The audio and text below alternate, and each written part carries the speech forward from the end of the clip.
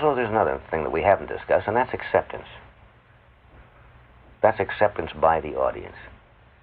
You could take the funniest man in the world who was unknown and put him in front of an audience, and the audience has not yet accepted him because they don't know him.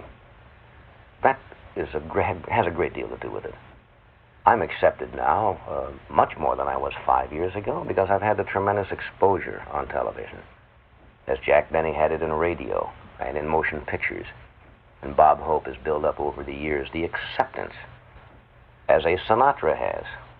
You can take another singer who might be a fine singer, and he can go out. He's not going to have the magic, and he's not going to have the acceptance that a Sinatra has because the audience doesn't know anything about him yet. And so I think that's tremendously important.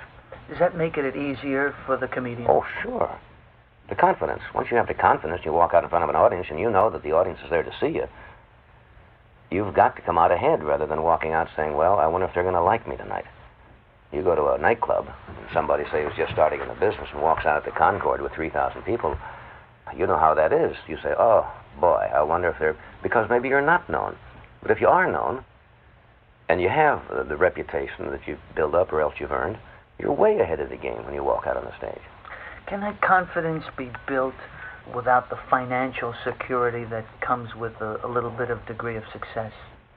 You can have confidence on the stage, but you won't have maybe the acceptance from the audience. You can be confident in what you're doing, but the audience, because they do not know you well enough yet, you won't have the general acceptance that Danny Thomas has when he walks out in front of you. It's there. It's built in, and he's earned it. Right.